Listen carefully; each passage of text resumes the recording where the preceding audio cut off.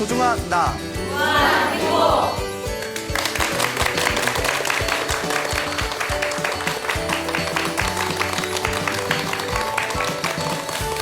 네, 만나서 반갑습니다. 네, 광우 스님이라고 합니다. 우리가 살다 보면, 참 인생 살다 보면 좋은 일이 생길 때도 있고 안 좋은 일이 생길 때도 있지 않습니까? 그래서 이제 사람이라는 그 어떤 감정이, 사람의 감정이라는 것이 좋은 일은 내가 다 이렇게 포용하고 싶고 또 나쁜 일은 피하고 싶은데 사실 피한다고 그게 피해지는 것 같지는 않습니다. 그렇죠? 그래서 저희 불교에서도 대답이 참 너무 우렁차서 좋네요. 그래서 우리 불교에서도 우리가 우리 앞에 펼쳐진 모든 현상이 다 업보라고 했습니다. 내가 지은 업보라고 했는데 이 업이라는 게 내가 바꿀 수 있는 업보도 있지만 바꿀 수 없는 정해진 업보도 있답니다. 그래서 이 바꿀 수 있는 업보가 있고 바꿀 수 없는 이미 정해져 버린 업보도 있기 때문에 정해진 업보를 우리가 정업이라고 부릅니다. 그래서 불교에서는 정업 난면이다. 정해진 업보는 벗어나기가 힘들구나라는 그런 사자성어가 있기도 하죠. 부처님께서 우리 중생들이 절대 피할 수 없는 7가지 업이 있다고 했습니다. 그래서 경전에 보면 절대 피할 수 없는 7가지 업보, 그것이 첫째가 생이라고 합니다. 태어날 생자. 그러니까 우리 중생은 태어나는 거, 이 윤에서 벗어나지 못한 중생, 깨달음을 얻지 못한 존재는 끊임없이 태어나고 죽음을 반복하게 되죠. 그래서 태어나는 것을 피할 수가 없고, 두 번째는 늙음을 피할 수가 없다. 태어난 존재는 계속 늙게 되지 않습니까? 여러분들도 한 해 한 해 지나면서 자기도 모르게 이렇게 늙어가는 게 느껴지죠? 뭐 표정들을 보니까 나 아주 멀쩡한데, 나 아주 젊은데 이제 이런 표정이신데, 또 우리도 이제 어느 순간이 되면 이제 머리도 희끗희끗해지고 또 얼굴에 주름살도 생기고 늙는 것은 막을 수가 없다. 그 다음에 병이 생기는 것도 또한 이제 막을 수가 없다고 합니다. 태어나고 늙고 병들고 마지막에는 무엇이 있죠? 죽음이 있죠. 그래서 태어난 존재는 반드시 뭐 할 수밖에 없다. 죽을 수밖에 없다. 그래서 죽음은 피할 수가 없다. 그래서 태어나고 늙고 병들고 죽음, 이 4가지는 피할 수가 없답니다. 동감하십니까? 자, 그리고 나머지 또 3가지가 있는데요. 또 이제 5번째는 내가 지은 악업으로 인한 죄는 피할 수가 없답니다. 그러니까 우리 불교가 인과응보라고 하지 않습니까? 그래서 내가 지은 업보는 반드시 내가 받을 수밖에 없다. 내가 지은 악업의 죄는 피할 수가 없다가 5번째가 되겠죠. 6번째는 내가 지은 선업으로 인한 복도 반드시 받을 수밖에 없답니다. 나쁜 업은 나쁜 업대로 죄로 받고 내가 지은 좋은 업은 좋은 업대로 복으로 받게 된다. 이것이 바로 인과업보 아니겠습니까?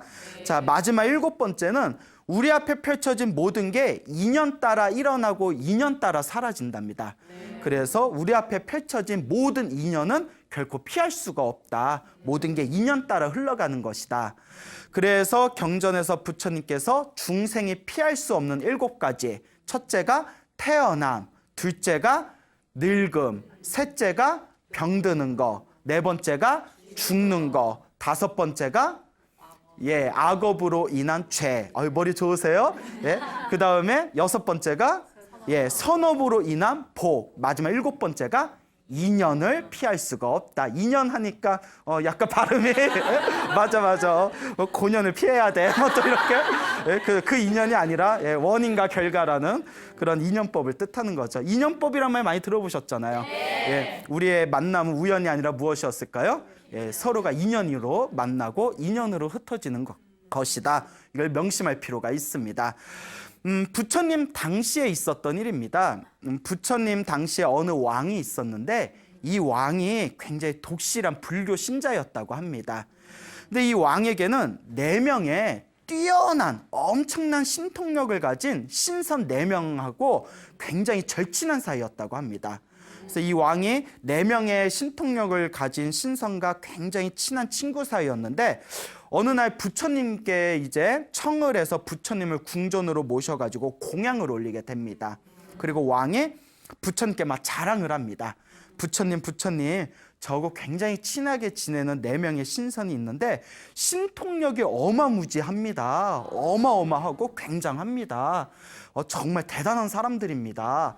그 부처님께서 가만히 미소를 지으면서 그 이야기를 듣다가 마지막에 이렇게 얘기하십니다. 왕이여, 신통이 대단한 것은 아닙니다. 신통도 그냥 재주에 불과할 뿐입니다. 오직 깨달음이 중요할 뿐입니다. 신통이 아무리 뛰어나도 죽음을 피할 수는 없습니다. 그 4명의 신선들은 앞으로 수명이 일주일이 남았는데 일주일 후에는 아무리 자기 자신한테 뛰어난 신통이 있다 하더라도 죽음에서 벗어나지 못할 것입니다.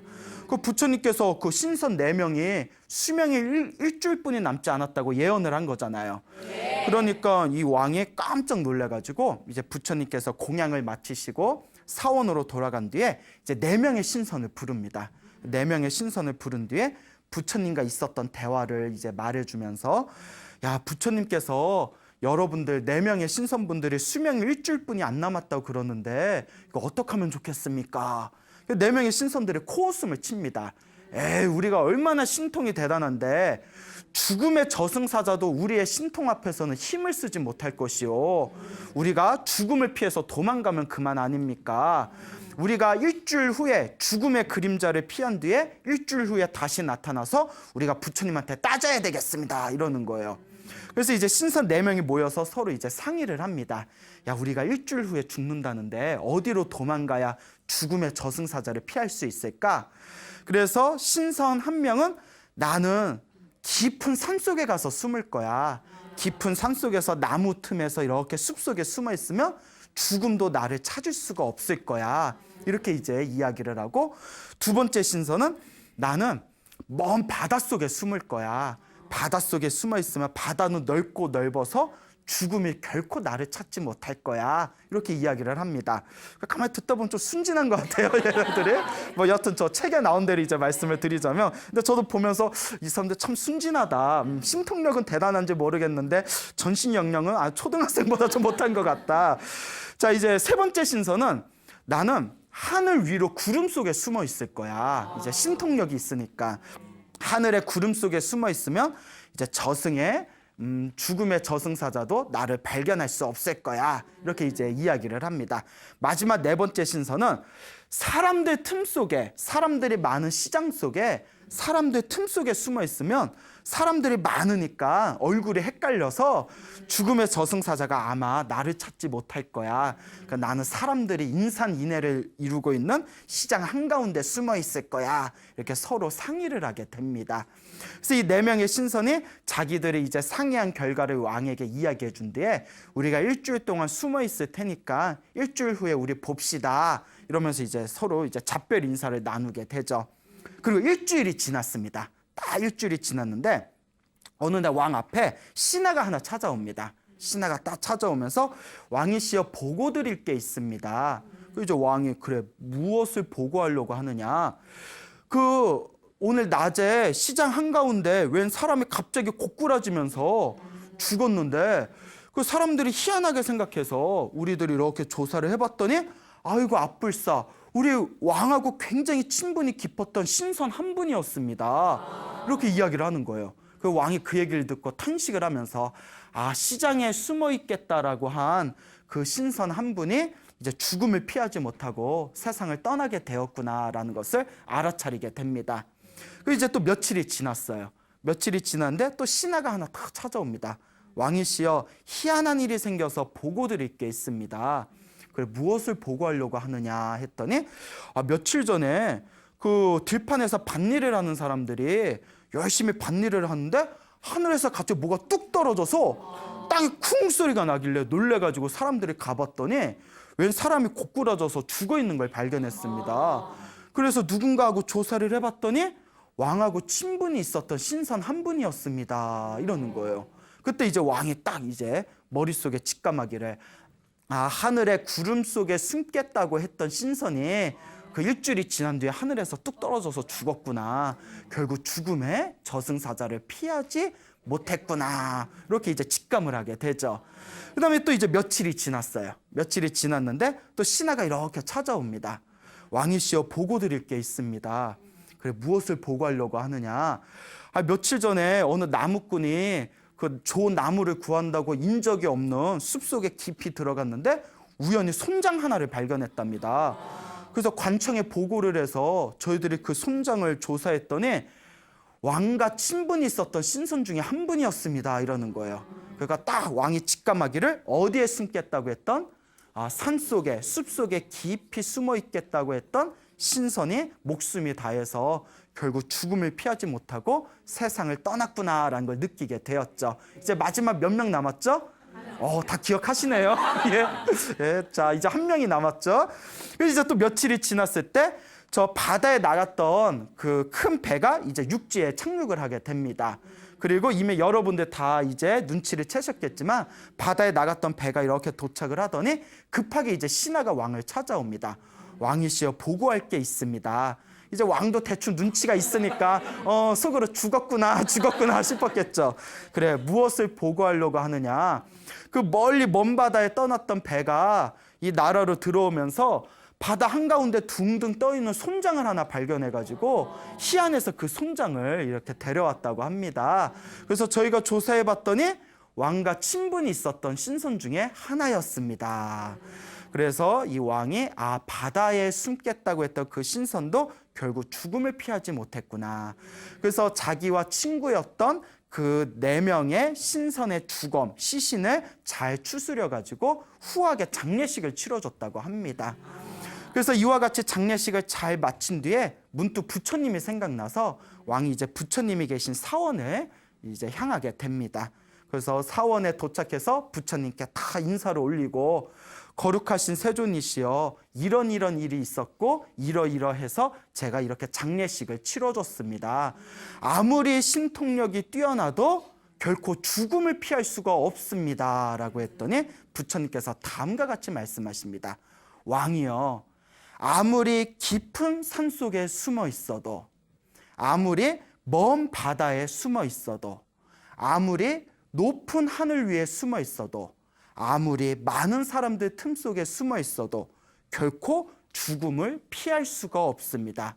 신통으로도 죽음을 피할 수가 없는 법입니다. 오직 깨달음만이 죽음에서 벗어날 수 있습니다. 라는 가르침을 내리셨다고 합니다. 이와 같이 우리 앞에 펼쳐진 우리 이 중생의 삶이라는 것은 태어나고 죽음을 반복합니다. 태어나면 죽을 수밖에 없고, 죽은 존재는 죽음의 모든 게 끝이 아니에요? 뭐 이렇게 질문할 수도 있겠지만 우리 부처님의 깨달음의 입장에서 봤을 때, 신통력으로서 중생들의 태어나고 죽는 모습을 비춰봤을 때 완전한 깨달음을 얻기 전에는 우리 중생들은 이번 생에 내가 지은 업보대로 다음 생에 또다시 다른 모습으로 태어나 내가 지은 업보대로 살아갈 수밖에 없습니다. 그래서 불교에서는, 물론 불교에서는 신통을 부정하지는 않습니다. 하지만 신통이 궁극적인 길이라고는 절대 말하지 않습니다. 신통은 부처님 말씀대로 하나의 재주에 불과할 뿐이고, 불교의 궁극적인 목표는 바로 영원한, 완전한 깨달음이라는 것을 우리가 명심해야 됩니다. 그러니까 여러분들, 우리도 지금 태어나서 살아가고 있잖아요. 그렇죠? 여러분 지금 살아가고 계시죠? 여기 혹시 돌아가신 분 계세요? 다들 살아 계시잖아요. 뭐 여기가 뭐 다들 이제 돌아가신 분이 계시는데 제가 막 이렇게 살아있는 사람인 줄 알고 이렇게 대화를 하다가 정신을 차려봤더니 뭐 아무도 없고 막 카메라도 없고 놀래가지고 밖에 나와서 여기 있던 사람들 어디 있어요 했더니 이 건물은 30년째 사람이 안 살고 있는데 뭐 이런 옛날에 뭐 공포 뭐 드라마나 이런 데서 봤던 아마 이거 편집될 것 같죠, 분위기상. 자, 어쨌거나 자, 이와 같이 우리 앞에 펼쳐진 삶이라는 것은 언젠가 죽음을 맞이할 수밖에 없습니다. 그래서 우리의 삶이라는 것이 올 때는 서로 정해진 시간에 왔지만 갈 때는 우리가 언제 어떤 모습으로 갈지 전혀 짐작할 수가 없습니다.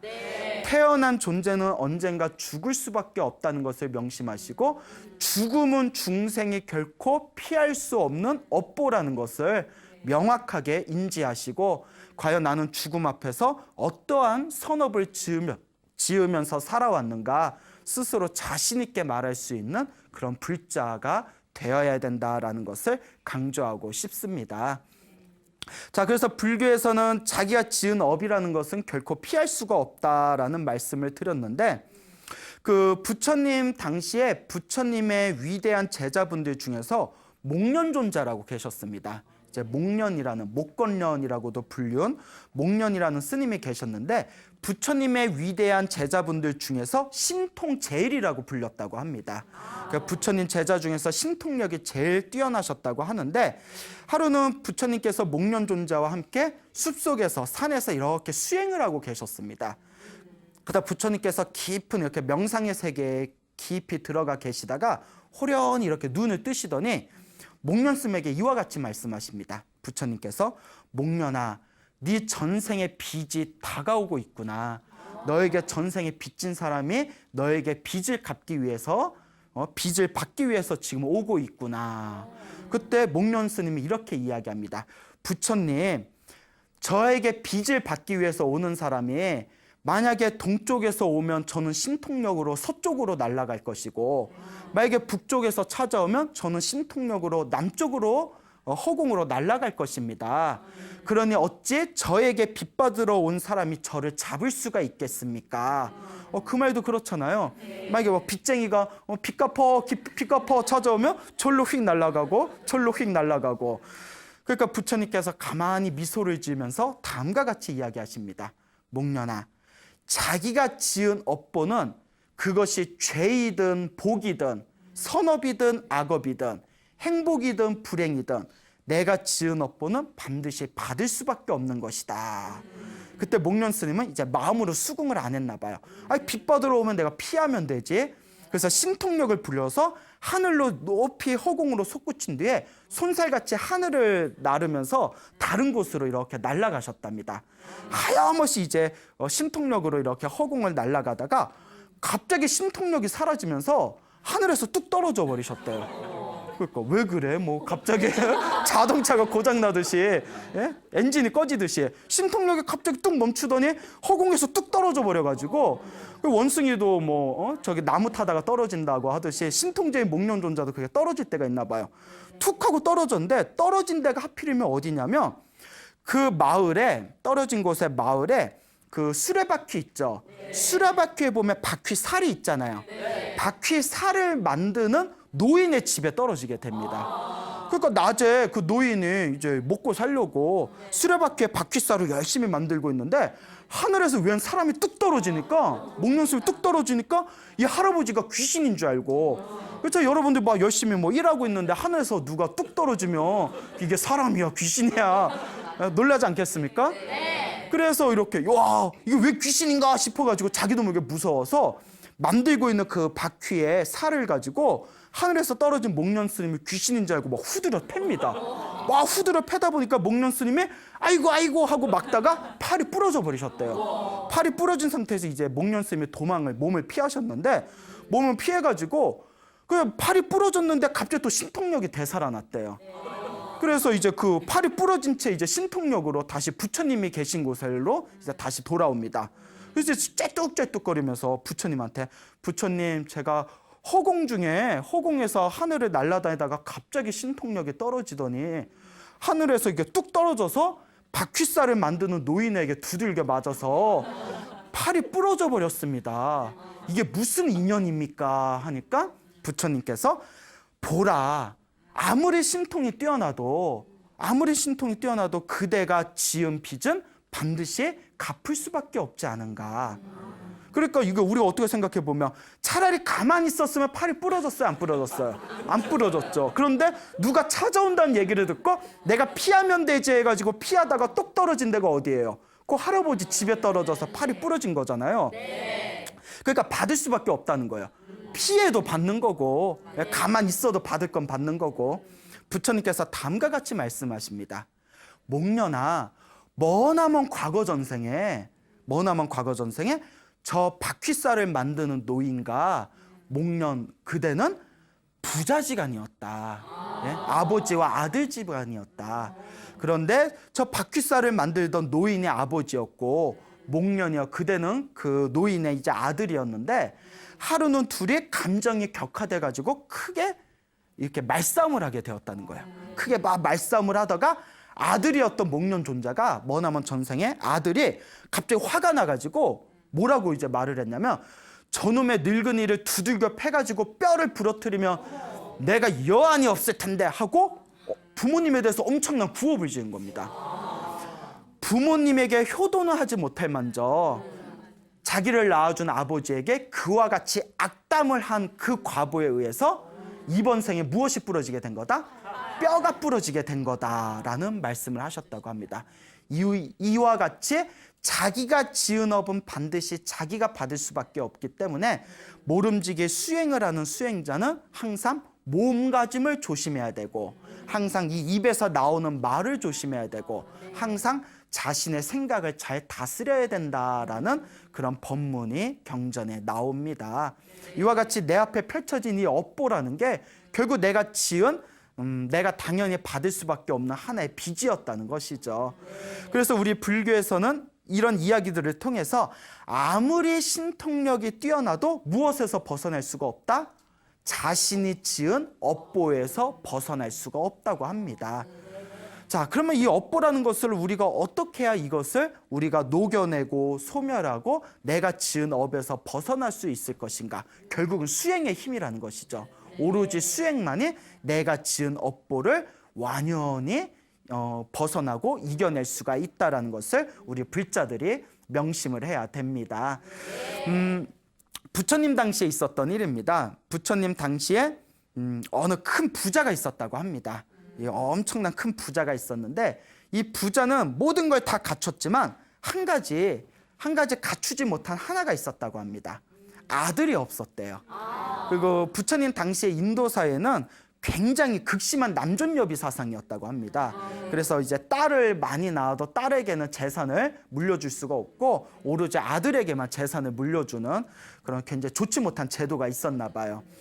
자, 그러니까 이제 항상 아들 하나 남는 게 소망이었는데 그 어느 날 그 자기에게 젊은 부인이 있었는데 부인이 드디어 애를 갖게 된 거예요. 애를 딱 갖게 되었을 때 자기가 모시고 있던 외도를 찾아가게 됩니다. 외도라는 것은 불교 이외의 종교를 외도라고 합니다. 그래서 바깥 외자에 길도자 해서 불교 이외의 종교를 바깥에 도다 해서 외도라고 부르죠. 자기가 모시던 외도의 스승들을 찾아가서 제 부인이 아이를 가졌는데 제가 너무나 아들을 낳고 싶습니다. 이 아이가 아들이겠습니까? 딸이겠습니까? 질문을 던지게 되는데 이 외도들이 딸입니다 이렇게 예언을 한 거예요. 그러니까 이 아들을 원하던 이 부자가 굉장히 이제 가슴으로 상심을 하게 됩니다. 아들 낳고 싶은데 딸이래. 막 여기 여성분들이 많은데 예, 기분 안 좋으시겠어요? 그 시대 때는 좀 그랬잖아요. 자, 그러니까 너무나 이제 마음으로 상심을 하니까 옆에 이제 친하게 지내는 사람이 찾아와서 왜 외도들한테 왜 물어보냐? 저기 이 지방에 가까운 사원에 부처님이 지금 계시는데 부처님께서는 모든 걸 다 꿰뚫어 보고 계시니 부처님께 찾아가서 여쭈어봐라. 그래서 이 부자가 그 얘기를 듣고 부처님께 찾아갑니다. 그래서 다 부처님께 절을 올린 뒤에 제가 평소에 아들을 너무나 원했는데 이번에 제 젊은 부인이 애를 가지게 되었습니다. 아들이겠습니까? 딸이겠습니까? 딱 질문 던졌을 때 우리 부처님이 뭐라고 대답하셨을까요? 아들, 딸 구별 말고 예? 하나라도 제대로 키우자 뭐 이렇게 얘기를 하셨을까요? 부처님께서 아들입니다 라고 얘기를 하셨대요. 아들입니다. 그리고 이 아들은 엄청나게 큰 복을 지닌 아들입니다. 아주 전생에 큰 복을 지닌 아이입니다 라고 이제 예언을 하게 됩니다. 그러니까 부처님께서 아들이고 이 아들이 보통 아들이 아니라 전생에 큰 복을 지은 아들이다라는 이야기를 듣고 너무 기뻐서 펄짝펄짝 뛰었대요. 근데 이 소문을 이 외도들이 듣게 됩니다. 외도들이 딱 듣고는 질투심이 생깁니다. 야, 우리가 딸이라고 했는데 부처님은 아들이라고 했다. 야, 만약에 딸이 태어나게 되면 우리의 입지가 더 높아지겠지만 부처님 말대로 아들이 나오면 우리 입장이 얼마나 창피해지겠냐. 그래서 이거 어떻게 하면 좋겠냐 하고 이제 서로 막 대화를 나누다가 야, 우리가 음모를 꾸미자 하고는 해서는 안 될 짓을 저지르게 됩니다. 원래 이제 독을 준비한 뒤에 그 이제 과일에다가 그 독을 넣어가지고 그 부잣집을 찾아갑니다. 그래서 이게 아주 임산부한테 좋은 약인데, 좋은 이 과일인데, 산딸이 되었을 때, 아이를 이제 낳을 시기가 되었을 때 이 과일을 먹으면 임산부도 건강하게, 또 아이도 아주 건강하게 출산을 하게 될 겁니다. 그러니까 이걸 꼭 먹이십시오 이러는 거예요. 독이 들어있는 걸. 근데 이제 사람이 그러면 안 되죠. 그렇죠. 어떻게 보면 귀신보다 사람이 더 무서워. 그렇죠. 아니 진짜 제가 지금까지 참 많지 않은 인생이지만 저도 이제 내일 모레면 40이지 않습니까? 예? 제 인생의 반을 살아오면서 사람 때문에 죽었다는 얘기는 많이 들어봤지만 귀신 때문에 죽었다는 얘기는 전 못 들어봤어요. 그 어떻게 보면 귀신보다 사람이 더 무서워요. 아니 어떻게 종교인이라는 사람이 어떻게 그 자기네들의 입장이 난처해질까 봐 임산부한테 독이 들어있는 과일을 줍니까? 사람 참 무서워요. 그러니까 요 부자는 그 자기들 모시던 외도들이 이제 생각해서 준 건 줄 알고 아이고 고맙습니다 고맙습니다 하면서 그 산딸이 되었을 때 부인한테 내가 모시던 분들이 이거 임산부한테 좋은 거라고 준 거니까 먹어 어서 먹어 2번 먹어 막 이러면서 이렇게 먹였는데 먹고 죽어버린 거예요. 네, 임산부가 죽어버렸어요. 딱 죽어버리니까 난리가 난 거예요. 막 그 장자도 어떻게 내 사랑하는 부인이 이렇게 죽을 수가 있니 없니, 하늘은 나에게 왜 이런 시련을 주시니 많이, 왜 죽어야 되니 많이, 막 이러면서 난리가 났을 때 외도들이 지들이 사고 쳐놓고 거리에 나와서 뭐 홍보를 합니다. 뭐라고 하냐면 보라, 부처님께서 저 부자의 아내를 가리켜서 분명히 아들을 낳을 거라고 했는데, 아들을 낳을 거라 예언했는데 아들은커녕 부인까지 목숨을 잃고 말지 않았냐. 부처님이 무슨 영험이 있냐. 부처님도 저렇게 모자른 얘기를 한다. 부처님이 무슨 영험이 있냐 이러면서 거리에서 막 부처님을 비방하는 광고를 하게 됩니다. 우리 입장에서도 내가 모시던 그런 어떤 스승님이 있는데, 부처님인데 부처님한테 부처님 제 아내가 아이를 가졌는데 아들일까요 딸일까요? 아들을 낳는데 아들이 참 복이 많겠구나 해서 부처님 말씀만 믿고 있었는데 자기 아내가 그 아이를 낳지도 못한 상태에서 갑자기 죽어버리면 솔직히 우리라고 해도 부처님에 대해서 좀 믿음이 떨어질 수 있지 않겠습니까? 네. 예, 여러분들 충분히 그러고도 남을 것 같아요. 예, 자 이제 농담이고요. 그러니까 너무나 가슴에 이제 상처를 받아가지고 이제 이 부자도 이제 망연자실하게 이제 집에 있다가 이제 그래도 사랑하던 아내니까 화장 준비를 합니다. 딱 화장 준비를 하면서 이제 장례식 당일날에 부처님께서 이 소식을 들으시고는 내가 그 부자의 집에 찾아가야겠다 하고 거리를 나서게 됩니다. 그때 이제 제자들이 말려요. 스님들이 딱 말리면서 부처님 지금 바깥에 소문이 엄청나게 안 좋습니다. 그 수많은 사람들이 부처님을 잘 알지도 못하면서 함부로 예언한다고 막 비방을 하고, 지금 가시면 슬픔의 눈이 가려져 있는 그 부자가, 그 장자가 부처님한테 무슨 해코지를 할지도 모릅니다. 가지 마십시오 했는데 부처님께서 다 이렇게 의발을 이렇게 다 깨끗하게 입으시고 이제 바루를 드시고 그 장자의 아내의 그 화장을 하는 장례식을 찾아가시게 됩니다. 그때 다른 제자들이 걱정했을 때 부처님의 제자 중에 안한스님이 다음과 같이 이야기하십니다. 부처님의 모든 말씀과 부처님의 모든 행위에는 반드시 깊은 뜻이 있다. 부처님께서 저 아내가 죽을 수도 있는데 아들을 낳을 것이다 라고 예언하신 데는 분명히 깊은 의미가 있다. 오늘 아마 부처님께서 그 장례식에 찾아가서 이 깊은 도리를 밝혀주실 것이다. 그러니 우리는 부처님을 믿고 우리도 따라가자. 그 이제 부처님의 뒤를 따라서 이제 제자들이 함께 장례식에 갑니다.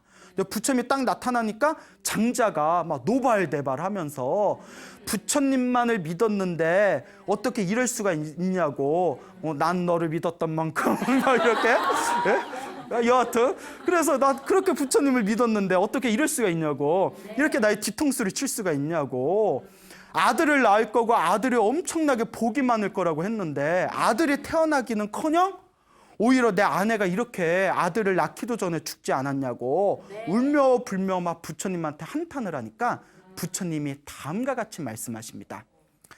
장자여, 장자여.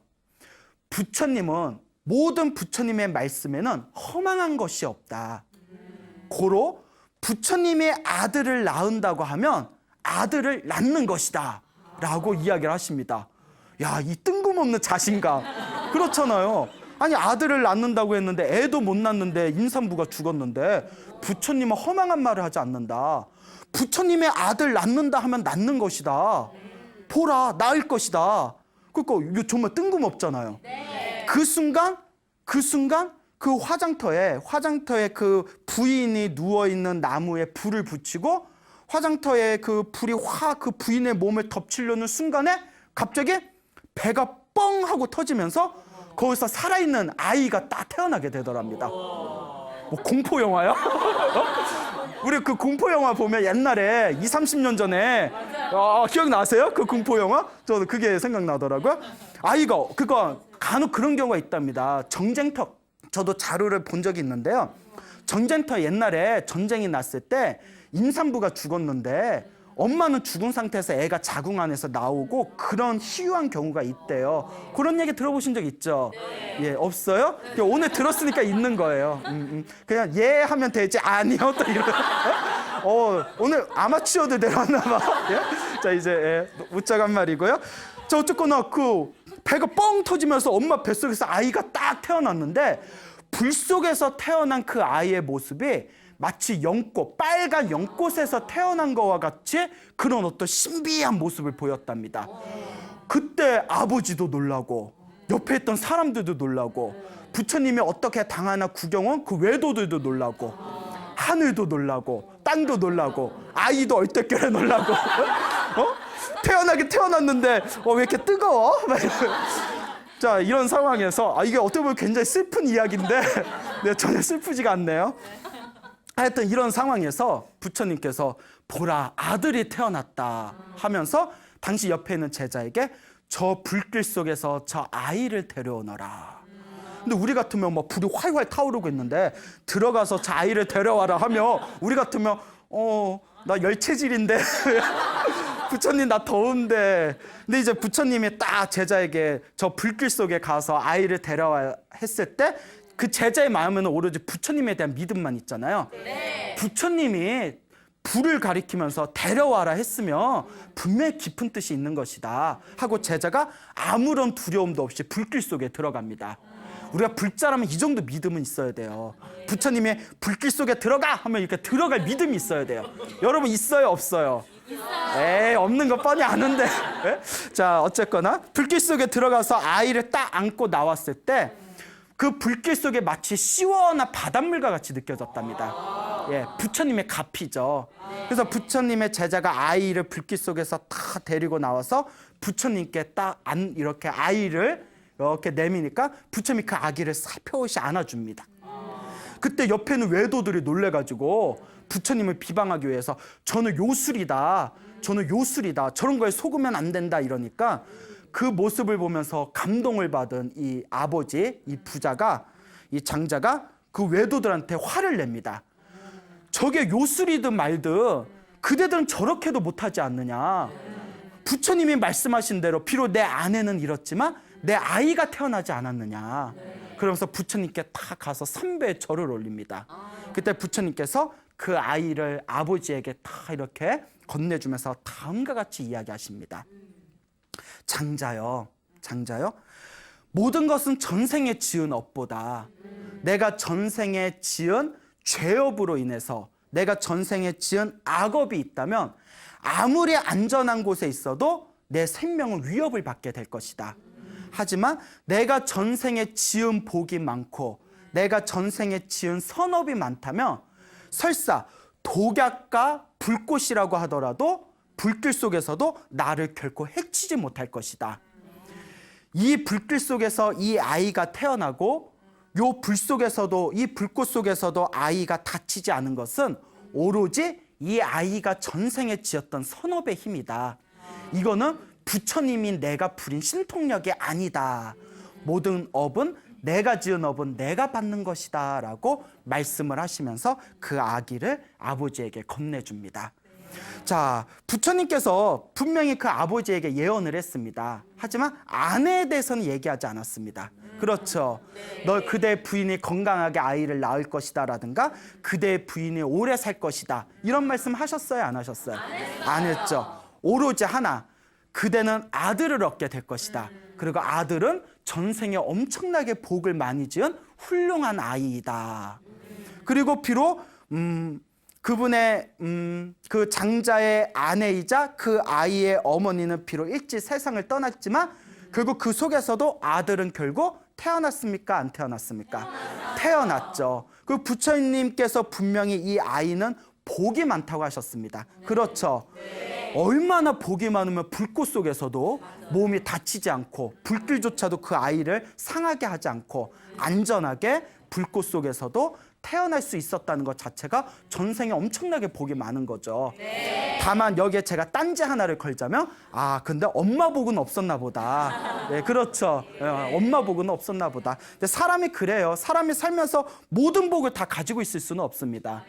보면 뭐 재복이 많은 사람은 뭐 건강복이 좀 부족하다든가 뭐 또 건강복이 많은 사람은 대신 뭐 조금 뭐 공부복이 좀 없다든가 뭐 공부복은 굉장히 많은 사람이 막상 회사에 들어가면 뭐 회사복은 없다든가 이렇게 각자 가지고 있는 복이 다 틀립니다. 모든 걸 다 갖추기는 힘들죠. 어쨌거나 부처님의 이와 같은 신비한 이적을 본 그 자리에 있던 수많은 사람들이 그 자리에서 부처님에 대한 믿음과 인과 업보에 대한 믿음을 일으키게 되었다라는 그런 이야기가 경전에 전해지고 있습니다. 그래서 이 이야기를 다 이렇게 제가 준비를 하면서 저조차도 법문 준비를 하는 저도 가끔씩 제 스스로 법문 준비하면서 저 혼자 감동 먹고 저 혼자 뭐 소름 끼치고 저 혼자 대박 막 이러거든요. 근데 오늘도 요 불길 속에서 태어난 아이의 이야기를 통해서 부처님께서 분명히 그와 같이 말씀하시지 않았습니까? 복이 많고 선업이 많은 존재는 독약과 불길 속에서도 그 사람을 해칠 수가 없다라는 그런 이야기를 부처님의 가르침을 통해서 배웠는데 요 BTN의 회장 스님이신 이제 성자 우자 큰 스님께서도 이런 이야기를 하시더라고요. 정말 복이란 것은 무섭다. 정말 무서운 것은 복이다라는 말씀을 하셨습니다. 정말 복이 많으면 정말 이 세상에서 이루 말할 수 없는 신비한 어떤 그런 기적을 체험할 수가 있는 거죠. 근데 중요한 거, 이 복도 결국 누가 지은 걸까요? 내가 지은 겁니다. 이 복도 내가 지은 거예요. 여러분들 살아가시면서 아이고 나는 왜 이렇게 일이 잘 안 풀릴까? 원망할 필요 없습니다. 누가 복을 짓지 않은 걸까요? 그렇죠. 그 옛날 우리 조상님들 그런 말씀 하시지 않습니까? 뭐 이렇게 살아가면서 안 좋은 일이 생길 때 아이고 내가 지지리도 복이 없어가지고 그러니까 무의식 중에 당신이 아시는 거예요. 내가 지어놓은 복이 없구나. 근데 정말 복 없는 사람의 특징이 뭔지 아세요? 자신이 복이 없어서 일이 안 풀린다는 걸 알면서도 그래도 무엇을 안 짓는다? 복을 짓지 않아요. 정말 복 없는 사람은 복 지을 기회가 있는데도 복을 안 짓습니다. 그러니까 평소에는 이런 법문 듣고 막 좋은 책 보고 그리고 마음속으로 내가 복 지어야지 하다가도 눈앞에 빡 복 지을 기회가 있으면 내가 평소에 복 지어야지 해놓고 복을 짓는다 안 짓는다? 복을 안 짓는 거예요. 이게 정말 복 없는 사람들의 특징이래요. 근데 우리 주변에 보면 정말 행복하고 편안하게 살아가고 그리고 자기가 원하는 일을 쉽게 얻어가는 사람들을 보면 우리가 그런 사람들을 전생에 나라를 구했나? 이런 표현 쓰지 않습니까? 이런 게 우리 생활 속에 내가 복을 지어야 되는구나. 내가 복 지은 대로 인과 업보를 받는구나. 이런 게 우리 생활 속에 이렇게 다 펼쳐져 있는 것이죠. 그러니까 여러분들이 지금 여러분들 앞에 펼쳐진 이 행복과 불행도 여러분들이 전생에 지었던 업보대로 받는 것이고 지금 당장 힘들고 괴로워도 부지런히 부처님의 가르침을 믿고 의지하면서 지금 열심히 복을 짓고 선업을 짓는다면 이번 생에 못 받아도 언제라도 받는다. 다음 생에라도 받을 수밖에 없는 거예요. 그러니까 우리 주변에 보면 절에도 안 다니고 뭐 수행도 안 하고 복도 안 짓는데 희한하게 좋은 집에 태어나서 금수저 몰고 못된 짓 하는데도 다 보호받고 꼭 누구를 얘기하는 것 같아서 예, 하여튼 막 보호받고 하는 일마다 잘 되는 사람들 보면 우리 막 우라통이 터지잖아요. 근데 불교적인 입장에서 보면 이번 생에는 개차반으로 살아도 그만큼 전생에 무엇을 많이 지었구나. 복을 많이 지었구나. 그러니까 이번 생에 저렇게 복 없이 사는데도 이번 생에 저렇게 행복하게 사는 것이구나. 그리고 이번 생에 저렇게 자기가 지어놓은 복을 다 까먹으면 다음 생에 또 어떻게 할 수밖에 없겠구나. 괴로운 삶을 살 수밖에 없겠구나라는 3세 인과, 과거, 현재, 미래, 이 인과 음보가 3세에 의해서, 과거, 현재, 미래에 의해서 끊임없이 흘러간다는 것에 대해서 이 부처님의 인과 업보에 대해서 확고한 믿음을 갖추시기 바랍니다. 알겠죠? 네. 그러니까 여러분들 삶에 있어서 진정한 행복과 어떤 진정한 기쁨과 진정한 즐거움을 누리고자 하신다면 바로 내가 지은 업보는 반드시 내가 받는다. 그러니 열심히 복과 선업과 공덕을 지어야 되겠다라는 마음을 무럭무럭 키우시고 반드시 실천하시길 바랍니다. 여러분, 행복해지고 싶습니까? 네. 행복한 삶을 창조하고 싶습니까? 네. 복을 지으십시오. 선업을 지으십시오. 공덕을 쌓으십시오. 복과 선업과 공덕의 힘이 여러분들을 진정한 행복의 길로 이끌어 줄 것입니다. 여기서 마치겠습니다. 소중한 나, 행복!